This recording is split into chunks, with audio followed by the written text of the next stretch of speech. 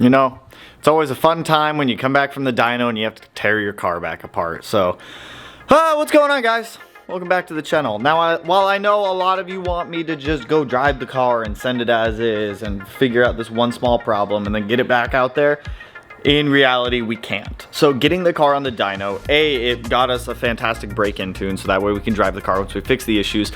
B, it also brought to light the problems that the car was going to be experiencing later on. Now, while the dyno tune was only for break-in stuff, we never went watt. We never even got into boost. So the entire time the car was in vacuum only. Now, with the car being in vacuum only, there were issues that came up that I know were going to become bigger problems when we go back for power stuff that we have to fix now, so that way we don't have bigger problems later. Because here's the thing with building a car, especially a car to this level, is if you go out and you ignore the problems, you ignore the issues, and you just have the car running and it's running okay, those problems that you're experiencing, they're gonna get worse, and they're going to make other problems, and then you're gonna have bigger problems. So we got to fix all these issues. Some of you guys might be asking, Tanner, what are the problems with this thing? I thought we already knew what the problems were. So A, first of all, our cooling system did pretty fantastic overall. I do have a new thermostat that we are going to be putting in here. We are still relocating that thermostat. While the cooling system did good, it also did get pretty hot. It got up to like 215 max when we were doing consistent driving on it. So we're going to be welding this guy in, not today, but this is an inline thermostat housing. It's much smaller. It's much more compact. It unscrews. The thermostat goes in the middle of it. Bada bing, bada boom. We have a new relocated thermostat. On top of that, the other major issue that we were having, aside from the engine position sync issue, which I think I know what the issue is on that one, and I have to tear it apart anyways to be able to fix the problem, this whole situation here, this is not working, and this won't work. What was happening is the downpipe and the turbo were heat soaking the fuel rail so bad in vacuum tuning only that the fuel rail was like hot, like burn your hand hot to the touch, and we cannot be having that.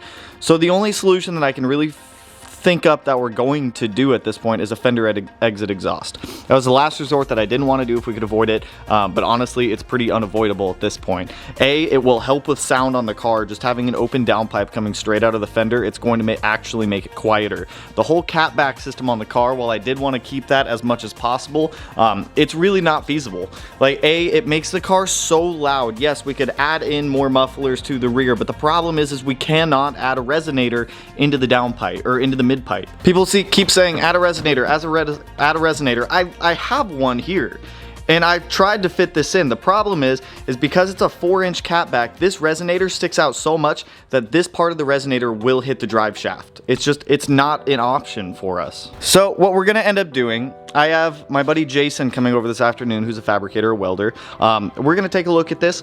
The game plan here is to rotate this turbo about 90 degrees, so that way it roughly sits like this instead of like this, and then the downpipe's just gonna go straight out the Fender. We'll have a Fender exit right there, like you see in a lot of like high horsepower cars. It's just that downpipe right there, heat soaking that fuel rail so bad. Once we start getting into boost and doing power pulls, it's gonna start boiling the fuel. If we have boiling fuel, that's not good. So, you know, there's that problem that we have to deal with. So the car's probably gonna be down for another two weeks-ish before we can get it back on the road and fix these problems, but it's mandatory. There's no way around it. Now, the other problem that is the bigger of the issues is the engine position code that we're getting. I believe that code is my own fault. Way back when I first got the engine and I started going through all the parts, I made a dumb decision of saying, hey, I'm gonna powder coat the cam gears so they look nice. Terrible idea. The way that the cam position sensor works is it's a reluctor sensor. The reluctor sensor uses a magnetic signal to pick up whenever the camshaft spins past. Now, just because we have an engine position sensor code doesn't necessarily mean it's the crankshaft position sensor. Because the powder coat is on a surface that the sensor needs to pick up, the powder coat is more than likely interfering with picking up that magnetic signal from the cam position sensor. I'm going to try to verify that again this morning. We're going to get the car started before I start tearing it back down apart to see what the oscilloscope looks like. Again, I'm going to take a data log so that way I can view it. I'm also going to go try to drive the car around the neighborhood real quick. So let's start with that. Let me get the computer hooked up. Let's get this thing started. Let's take a look at the oscilloscope. We'll go drive it around the neighborhood a little bit, see how the car reacts, bring it back into the garage, and then start tearing it down again for these revisions that will ultimately make the car that much better. All right, I've got the computer logging with the oscilloscope feature pulled up. Let's go ahead and get it started.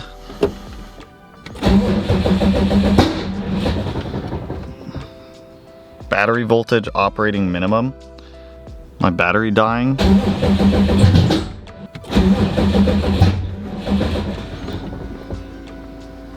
Look at that, immediately went into engine protection for that code. Ugh. I think I left the dome light on. Well, while the battery charges, I'm gonna go ahead and get the bumper yeeted off this thing, so that way we can just get ready to be able to start tearing this thing apart a little bit more.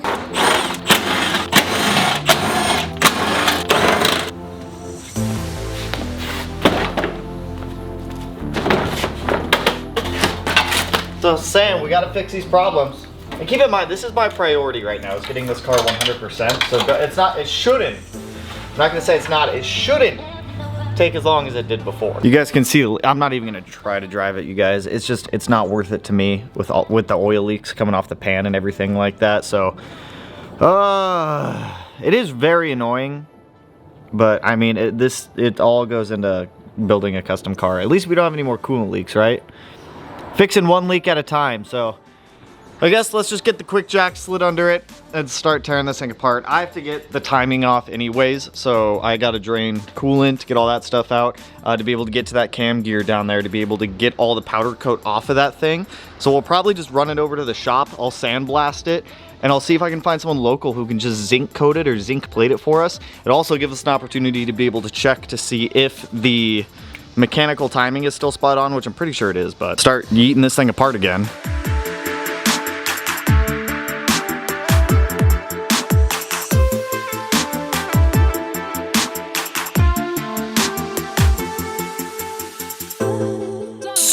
We're draining everything out. So one of the leaks is off the oil return for the turbo. One of the leaks off of the back of the oil pan. So I have a new oil pan I'm picking up this weekend. It's just an OEM one. We'll sandblast it, powder coat it, we'll weld in our new return bung for the turbo, get it sandblasted, then powder coat it, and then we'll get it back on the car.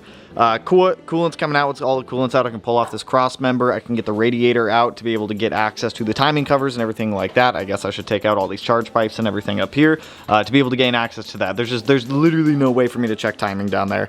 So, and another issue we're running into on the dyno with heat soak with this thing being right here is that it was getting so damn hot. It was heat soaking sensors and making the car freak out even more. So like I said, as much as I'd love to be able to keep this full catback and full exhaust, it's just not feasible, you guys. Like, in my mind, when we were first like figuring out how to put the car together, I was like, dope, dude, yeah, I want to have a full catback, I want everything to be solid, I want everything to be good. Now it's just I didn't think it through all the way. So that's what happens when you're building something custom for your very first time. You don't think about these little things like this, and they definitely create issues. So here's what we're thinking, or here's what I'm thinking for this up pipe setup here. So we just need to rotate the turbo about like 90 degrees. So I feel like if we just do that, we could just cut these pipes down here a little bit shorter and then just have them go up to a different point.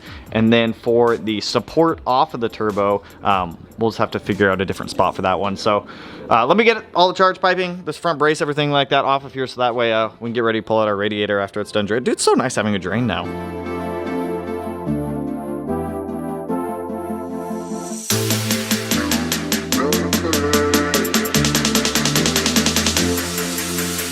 All right, you guys, I got the cat back out of the car. This is for sale if anybody does want it. It will fit an EJ or an FA 2015 Plus STI or WRX. You will just need to cut off up here and modify the downpipe connection point for the cat back. It's 4-inch cat back. You guys know, vibrant mufflers welded into it and whatnot.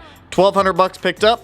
$1,550 shipped if anyone wants that. Next up, I got to start disconnecting all the turbo connections, such as oil feed, oil return, vacuum. I need to get these wastegate lines off of here just to be able to mock up for fabrication stuff. I wish I would have done V-band. If it was V-band, we could have just rotated the turbo on a V-band connection, but since it's a T4 flange, it's not a perfect, I don't think it's a perfect square. But even if we rotated it, I don't know, actually. Is that a perfect square? It might be a perfect square. I think this side's longer than the other side, though, so I don't think we could just pick it up and rotate the turbo. I mean, even if we did, it wouldn't work, because then it would just be going right there. We need to go like more that way than that way. So let me start undoing this top connections. Dude, we're gonna have so much more room up here, so much less heat. That's the big thing. Our problem is heat. we're generating way too much of it. So disconnecting wastegate lines, getting this turbo, all the accessories off of it. I'm gonna let the radiator keep dripping while we work on this turbo stuff. After we get the turbo done, we'll pull the radiator out and check mechanical timing on here to make sure that's good. Timing belt's still gonna have to come off, and I'm still gonna have to take that cam gear off to be able to get all the powder coat off of it. So let's start with that.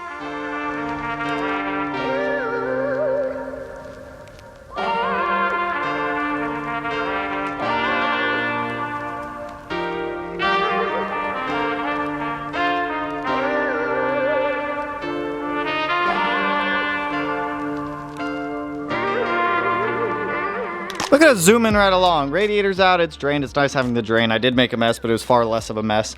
I also, well, now we're at the point where we can take everything off. Turbo's out, intercooler's off, radiator's out, all that stuff's out of the way. Our lovely Precision 6870 is chilling right here. I mean, if we're gonna do anything, I guess now would be the time to put a bigger turbo on, right? Ha! Too bad I'm broke. Now that we're at this point, let's get the accessory belt off. Let's get the timing covers off. Let's check our mechanical timing. See, I guarantee you the mechanical timing is still spot on. What I don't guarantee though is that the, what is that called? What is the thing called? It's a cam sprocket is picking up a signal because it's powder coated like a dummy.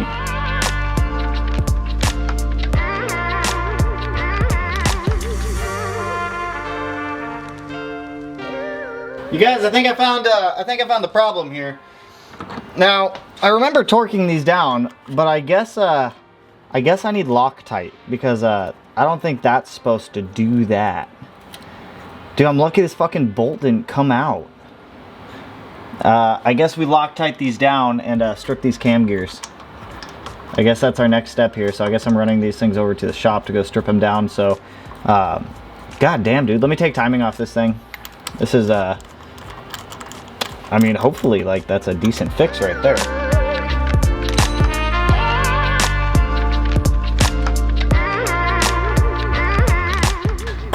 Well, I'm not particularly in a good mood anymore.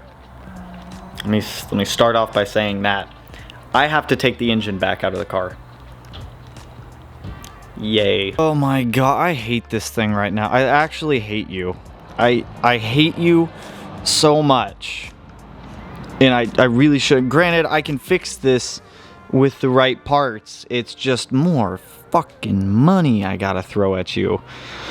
I know for a fact that I 100% torqued the cam gears down to spec because I remember assembling this thing and I remember having the manual with me as I was doing it. Now, from torquing it down to spec, something had happened. Both of the cam gear bolts that hold the cam gears to the engine came loose. I don't know how. I didn't use Loctite. It didn't specify to use Loctite in the manual. However, because they came loose, we need new exhaust cams. Let me say that. The dowel, I don't know who at Subaru when they designed this engine was like, let's use a round dowel and a square hole. It's brilliant. I've never heard of anything. This side's not nearly as bad as the other side, but the fact that it couldn't sync up and pick up signal anymore is because both of these cam gears were loose and the cam gears were probably moving. You can actually kind of see on the timing cover right here where it was like touching it every now and then, maybe only once or twice, because you can see right here, this is where our cam position sensor sits. So something had happened, and I don't know what had happened. The bolts, the threads, it didn't pull threads. Everything's still fine in the thread hole. So here's where the issue lies, is right here. Now there's a little dowel right here, and this dowel is loose, okay? Now, because that dowel is loose, it was allowing the cam gear to have movement on the cam. Now, when you have something that's spinning very, very, very fast, and it has play in it, that's going to break your cam. So, I don't know what I'm going to do yet. I know I have to pull the motor out to be able to swap these exhaust cams and get new exhaust cams made. While the motor's out, I'll install the oil pan. There's a couple other things that while the engine's out, I'd like to do with the car. It's just, why can I not just catch a break with this thing? It's literally every single problem you could imagine having on a car. I have. Karma was one way. This one's another way. It's literally never ending. There's somebody that makes a set of billet cams for this engine. Now, I don't know the price yet on them. I don't know if I can afford them. I don't know if I can afford them. So, give me like an hour to figure out what I'm doing, and we'll go from there. Regardless, the engine has to come out. Well, I don't really have much of an option, so start disassembling this thing, getting it ready to be pulled. Exciting times to be alive, right?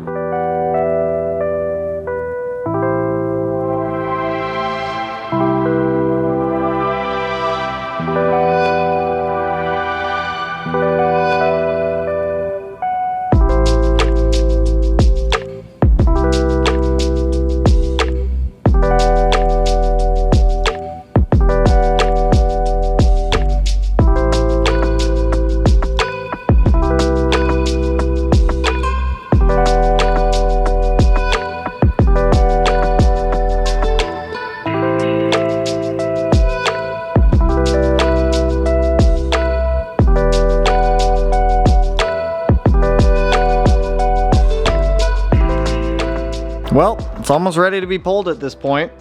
I just like to take everything off the engine. Some people say, hey, you don't need to. I know I don't need to take everything off the engine. I just choose to take everything off the engine. So, fuck, dude, now that everything's off, while I have it torn apart again and the engine out, there's a couple things I'm going to change while we're in here just to make overall things better, like changing fitting sizes on water ports and things like that, just so they all match. But I'm going to leave the engine in for a couple more days, just until we get turbo placement done with for over here, so that way we can get our whole fender exit turbo situation relocated and done with, and then I'm just going to focus on this. I still don't know what I'm going to do with these cams. There's an option to buy billet cams, but it's an 8-week lead time, and they're like $1,500. I really don't want to spend $1,500 more dollars when I already have these cams work. It's just we need to find a solution for this keyway problem. You know, funny enough, as it comes to find out, I'm actually not the only one that's had this issue with this engine. I don't think it's a real known or big issue, but apparently it's happened before to other people, and I'm guessing engine vibration. Engine vibration and heat is what I would suspect would cause it to happen. The bolt is steel, the cam is cast, maybe the cast heats up quicker than the steel, and with the vibration the bolt will start to walk itself out over time, because I'm 120% confident that I torqued those cam gear bolts down to spec. I don't remember what spec is off the top of my head, but I know for a damn fact that I torqued those things down to what they were supposed to be rated to. So oh yeah, it's working. Bam, that one's torqued down. I don't know. I'm gonna continue to evaluate my options. I called Delta Cams I called Delta Cams. They said that it's not repairable. I don't think they fully understood what I was talking about when I was with them on the phone. So I don't know if you guys have any ideas to remedy this situation, to fix it permanently. This isn't something that I want to band-aid fix where I just get it working again temporarily and have this problem again in the future. I want a permanent fix for this now so this isn't a problem again in the future. So ideas, if anyone has any ideas, please feel free to throw them my way. Next Monday, it'll probably be Monday or Tuesday, I pull that engine out of here, get it back on an engine stand, and we pop the valve covers off, pull the exhaust cams out, do something. Like I said, I don't know quite yet. So you guys, so I ended the video last night, but I also started doing some more digging into what some possible solutions are. And I came out this morning and I was playing with some ideas, and I think I have something that might work for us to get this car back on the road without having this issue again. So as much as I don't want to pull the engine, take the cams out, try to weld crap to them and try to make it work, I think this is a solution that'll work. So I was toying around with the idea of maybe redoweling the cam, kind of like how EJs have them, because on this the dowel sits on the cam gear instead of the cam, which is a really stupid idea from Subaru. So Subaru, that's really dumb of you to think that. But with these center bolts tightened down enough, the cam gears have no play in them. Neither of them can move. So what we're doing, we're not going to reuse these bolts. These bolts stretched and they're not the tightest anymore. So I have another set coming that's about 5 mil longer, and we're also going to use Nord locks on these. If you don't know what a Nord lock is, it's a washer that physically cannot allow the bolt to back out. The whole reason these bolts backed out was because of engine vibration. So we're going to be using Nord locks as well as Loctite, and I promise you these things will not come out. The cams still stay true to position. They still line up on the timing marks. So I don't think we have anything really bad to worry about. This side's a little, we may be like half a degree off on this side, so I'm going to try my damnedest to try to line them up. I'm also tossing around the idea of throwing some JB Weld in like the crack, or not even the cracks, but the chips that kind of popped out, just to give it a little more secureness on there. It's just, I think we're just going to have to swap to billet cams. I think I'll just have to eat the cost of $1,500. I'll order them later and we'll run these for now. I have a feeling with the Nord locks and with the Loctite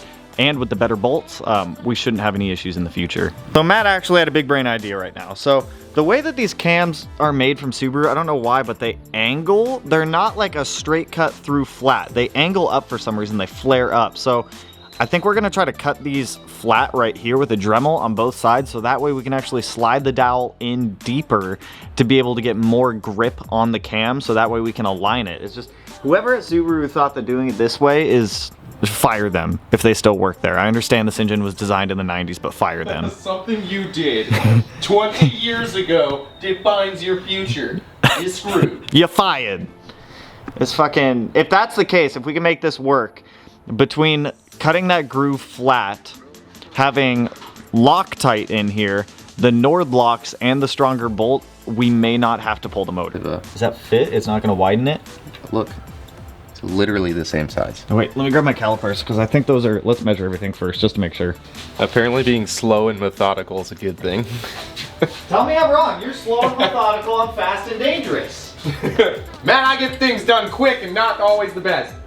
But Matt, You take years to do it, but it turns out good. it turns out perfect. Tell me I'm wrong. There's a reason why none of my cars have even done anything in the past couple months. Tell me I'm wrong.